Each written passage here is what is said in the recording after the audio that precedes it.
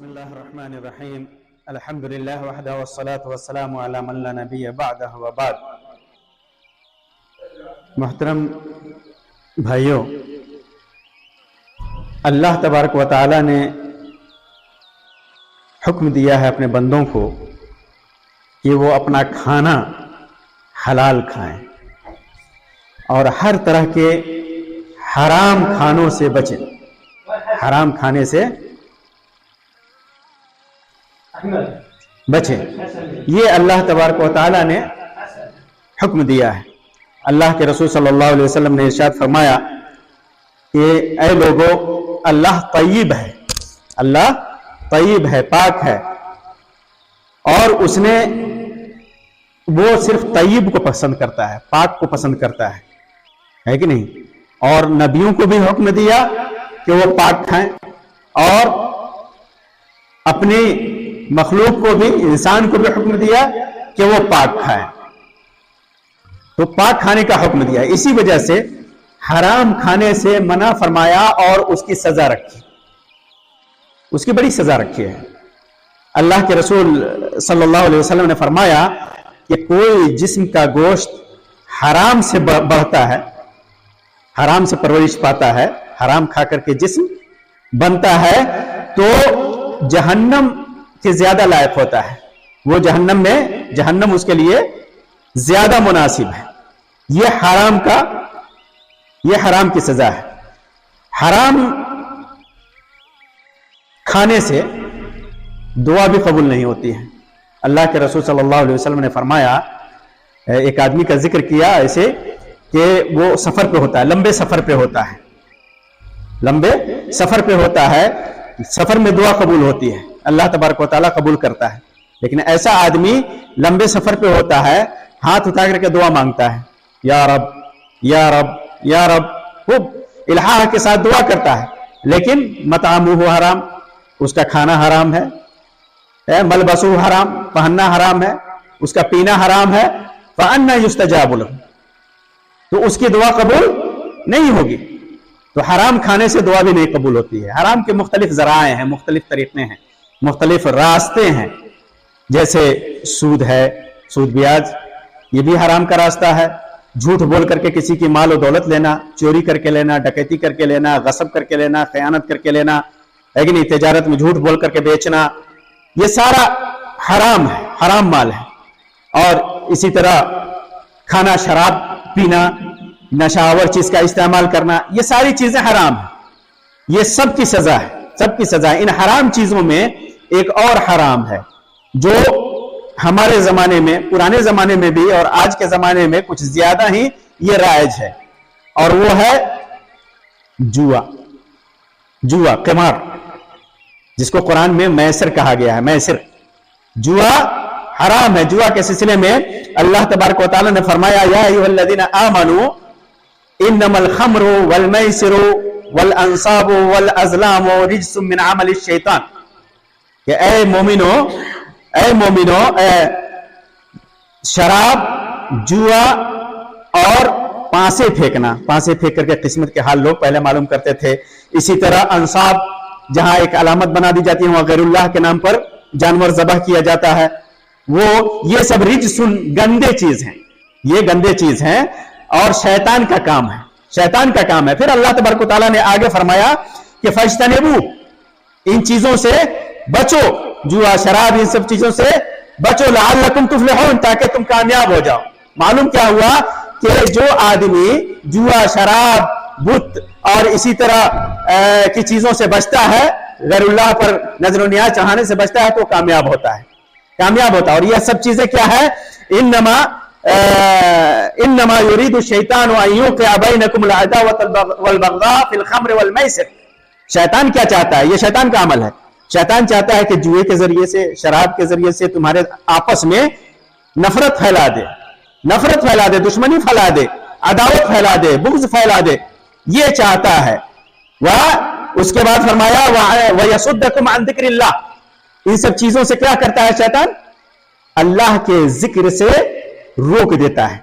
جوا کھیلنے والا، شراب پینے والا، یہ سارے لوگ یہ اللہ کے ذکر سے रुक जाते हैं, अल्लाह का जिक्र नहीं करते, ये गाफिल कर देता है शैतान, उसी में मशगूल कर देता है, दिन और रात उसी में लगा रहता है इंसान। वानिस सलात, नमाज से भी रोकता है, अल्लाह के जिक्र से भी रोकता है और नमाज से भी रोकता है। फहल अंतुम मुंतहून, क्या तुम बच सकते हो, बचो।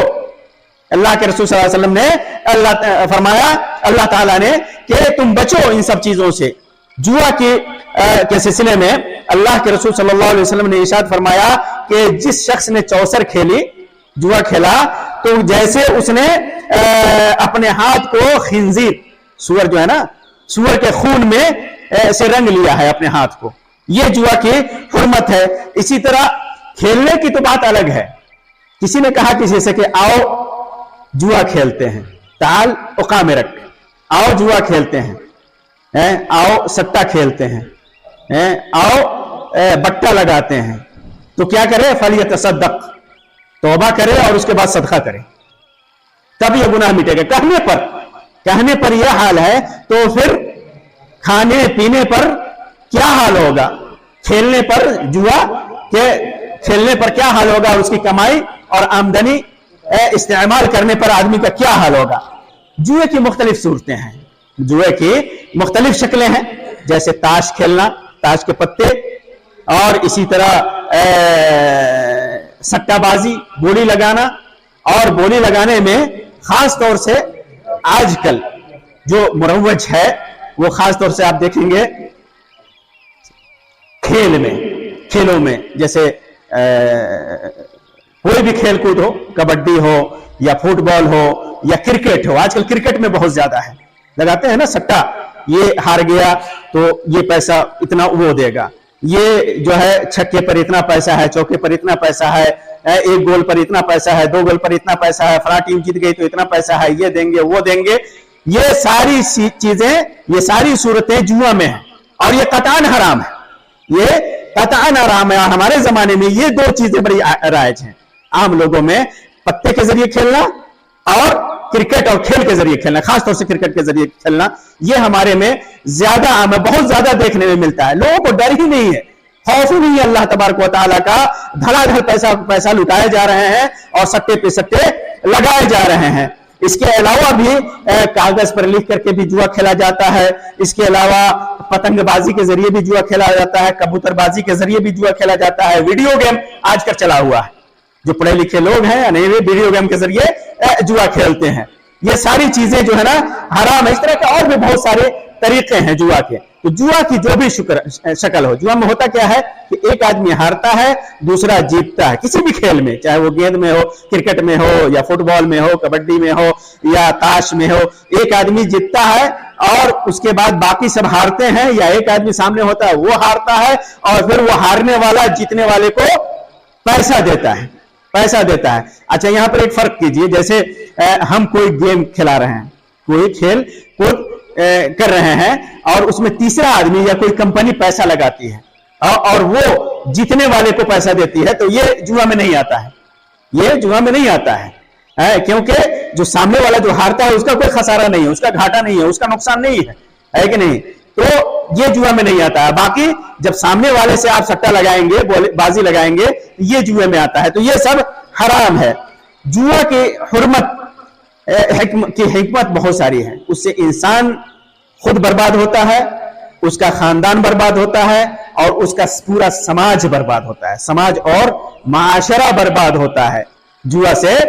क्योंकि इंसान जब हारता है, जुए में हारता है, तो क्या करता है, कहीं से पैसा आना चाहिए, झूठ बोल करके, चोरी करके, दगाबाजी करके अपने हलाल कमाई भी उसमें लगा देता है और हराम तरीके से भी उसको हासिल करने की कोशिश करता है। हार गया तो फिर दूसरा तरीका अपनाता है, मुसलसल हारा तो खानदान के खानदान तबाह बर्बाद हो जाते हैं। यहां तक देखने में मिला है कि बाल बच्चे मना करते हैं तो गुस्से में आकर के बीवी को तलाक दे देता है कि नहीं। जुए में हारता जाता है, घर के खर्चे नहीं है, बाल बच्चे की पढ़ाई के लिए नहीं है, दवा इलाज के लिए नहीं है, माँ बाप की देखरेख के लिए पैसा नहीं है, घर में चिक चिक और पिक पिक होती है, बीवी बोलती है, वालिदैन बोलते हैं, या तो इंसान घर छोड़ देता है या फिर बीवी छोड़ देती है या बीवी को तलाक दे देता है गुस्से में, है कि नहीं। ये नुकसान होता है, इंसान खुद ذہنی اعتبار سے پریشان ہوتا ہے، دینی اعتبار سے تو نقصان ہے ہی، جیسے کہ اللہ تعالیٰ نے فرمایا کہ انسان کو اللہ کے ذکر سے یہ جوا روک دیتا ہے اور نماز سے روک دیتا ہے، شیطان کا انسان دوست بن جاتا ہے، اور اس کے علاوہ جو سماجی نقصان ہے، اس کے ذہن، اس کا نفس، اس کا دماغ ہمیشہ اس جوئے میں لگا رہتا ہے، اس جوئے میں لگا رہتا ہے، پھر اس کے بعد جو ہے وہ پریشان رہتا ہے، بیمار ہو جاتا ہے کبھی کبھی۔ بسا اوقات تو یہ دیکھنے میں آیا ہے کہ مسلسل جوا میں ہارنے کی وجہ سے قرض لیا ہے بہت زیادہ، گھر بار زمین و جائیداد بیچ چکا ہے، اور پھر یہ ہے، آپ نہیں کہہ سکتے کہ نہیں ہے، یہ پرانے زمانے سے بھی ہے اور آج بھی ہے کہ آدمی سب بیچ دیتا ہے، جب کچھ نہیں ہوتا ہے، مطالبات ہوتا ہے تو خودکشی کر لیتا ہے، خودکشی کر لیتا ہے، سوسائڈ کر لیتا ہے ایسا آدمی۔ تو اس کا یہ بھی نقصان ہے، ایک حرام کام کی وجہ سے ایک اور حرام کام ہوا، اور اس کے علاوہ جو لڑائی جھگڑے یہ سماج میں، معاشرے میں جوا کھیل جس سے آپ ہاریں گے اس سے دشمنی ہو جاتی ہے، ہارنے والا جیتنے والے سے دشمنی کرنے لگتا ہے، پورے دشمنی کے پورے وسائل یہاں پہ موجود ہیں، دشمنی ہوتی ہے کہ نہیں؟ وقتی دوستی ہوتی ہے کہ چلو کھیلتے ہیں، لیکن بعد میں جب زیادہ بڑھ جاتا ہے تو دشمنی ہو جاتی ہے۔ اس کے علاوہ اور بھی بہت سارے اس کے نقصانات ہیں،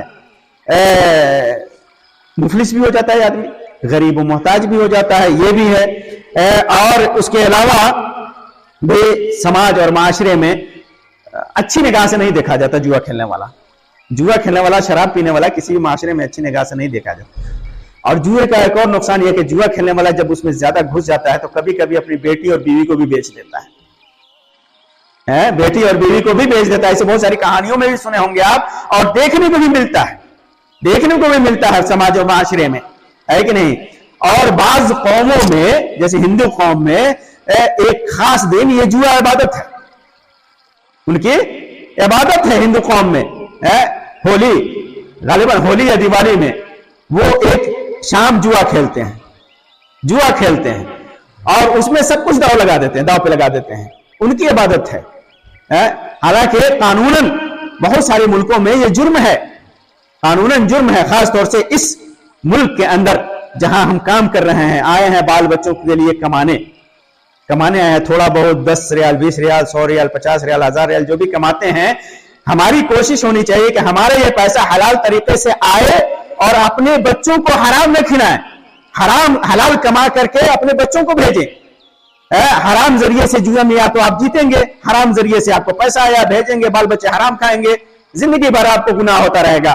اور پھر اس کے علاوہ اگر ہار جاتے ہیں تو بال بچوں کا حق ہم نے مارا، جو پیسہ ہمارے بال بچوں کو، بیوی کو پہنچنا چاہیے، سماج اور قوم کو پہنچنا چاہیے، اپنے ملک کو پہنچنا چاہیے، وہ نہیں پہنچ رہا، وہ نہیں پہنچ رہا ہے۔ یہ بہت بڑا نقصان ہے جوئے کا۔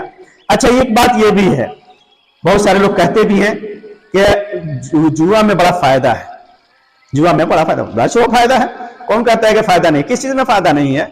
حرام کھاتے ہیں تو فائدہ نہیں ہے؟ انسان اگر نعوذ باللہ خنزیر کا گوشت کھا لے تو اسے فائدہ ہے کہ نہیں؟ بھوک مٹے گی کہ نہیں؟ ہے کہ نہیں؟ گدھا سامنے دیکھ رہے ہیں، مار کر کے کھا لیا بغیر پیسے کے، فائدہ ہے کہ نہیں؟ حرام ہے، فائدہ ہے۔ شراب پی لیا، اس سے انسان کا ذہن کبھی کبھی سکون میں آ جاتا ہے، فائدہ ہے۔ تو کیا ہر فائدے والی چیز کا استعمال جائز ہے؟ نہیں ہے، قطعاً نہیں ہے۔ اور خود اللہ تعالیٰ نے فرمایا کہ اس کے اندر فائدہ ہے، جوا اور شراب کے اندر فائدہ ہے۔ اللہ تبارک و تعالیٰ نے ارشاد فرمایا یسألونک عن الخمر والمیسر، یہ لوگ شراب اور جوا کے سلسلے میں پوچھ رہے ہیں، آپ سے سوال کر رہے ہیں، نبی صلی اللہ علیہ وسلم سے سوال کرتے تھے کہ جوا اور شراب کے بارے میں۔ شروع زمانے میں شراب یہ پینا جائز تھا، پھر اللہ تعالیٰ نے حرام کر دیا، تو اللہ تبارک و تعالیٰ نے فرمایا کہ آپ سے یہ لوگ جوا اور شراب کے بارے میں پوچھتے ہیں، قل فیہما اثم کبیر، کہہ دیجئے کہ ان دونوں کے اندر بہت زیادہ گناہ ہے، بہت زیادہ گناہ، ومنافع للناس، لوگوں کے لیے فائدہ بھی ہے۔ کون سا فائدہ؟